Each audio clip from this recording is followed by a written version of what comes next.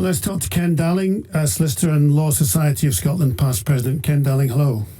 Hello, John. How are you? I'm good. I hope you are too. What do you make of what's happening? I think we have to recognise that solicitors who play an incredibly central part in all aspects of the criminal justice system want to have faith in that system. And there is real concern that some of the changes that are proposed will undermine the system and will take us away from a system which is fair and preserves the right to a fair trial for those who are accused of crime. Can I put something to you? Just, let's take 10 steps back and be neutral. I mean, Sandy Brindley saying guilty men go free. This is all to try and up the conviction rate. Here's the statistic, isn't it? 90% of normal cases end up in a conviction. Only 1% of reported rapes end up in a conviction. So guilty men go free because they get great lawyers to defend them. Well, I'm not so sure about that, and I'm not so sure that we should. I'm not so sure that we should have so little faith in the men and women of Scotland who serve in juries. They're asked in so many other ways to bring their common sense and their life experience to bear upon whether someone is guilty or someone has not had their guilt proven. Why is it we don't trust them in the context of sexual cases? Are you denying the guilty men walk free because a lawyer's got them off? Do you deny that? I do deny that, yes, because when you look at a system which starts with the presumption of innocence... complaining here, are they? So really 99%... No, I'm not saying that. Hang on. I'm not saying that 99% of women who come forward and allege rape are just making it up. Is that what you're saying? If only 1% are convicted, 99 are making it up. I would have to look very carefully at the source of your statistics. What I would say is Scottish government stats. You just said guilty men never walk free. Sandy has her firmly and genuinely held belief that the process of jury decision-making allows rapists to walk free. These are people who have been accused of crime, whose innocence is presumed, and for whom a jury has not been able to tip the balance. Current system, 8 to 7 of a jury for proof beyond reasonable doubt. I think it's unfair then to say that these people are rapists and simply the jurors have got it wrong. Okay, so if this were to go ahead, lawyers would earn less money, wouldn't they? Is that part of the issue? No, I think if this were to go ahead, lawyers would earn more money. Why? We would have far more prosecutions in the same context as the debate to remove corroboration.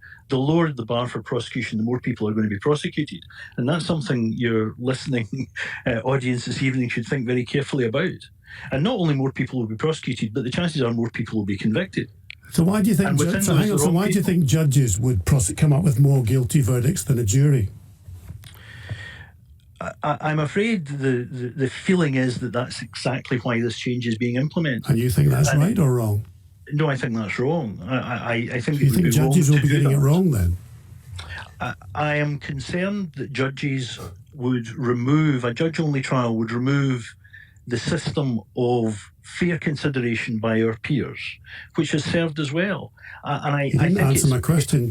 My question was, do you think the judges are going to get it wrong then? You don't trust the judges? I trust the jury far more than I would trust the judge. Really? Why? To make a decision.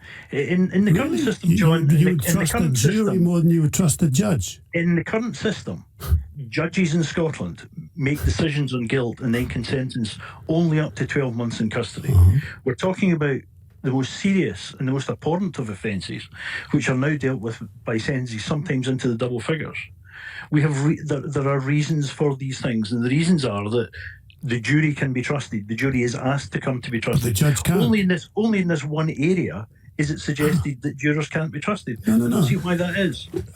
You've really got to help me understand here. So you would, in a rape trial, you would trust a jury over a judge? I would, and I do.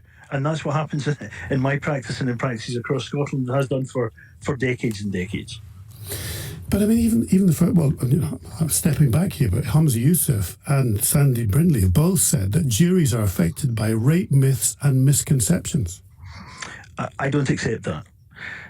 Juries are given specific directions on the law on how to apply and approach evidence.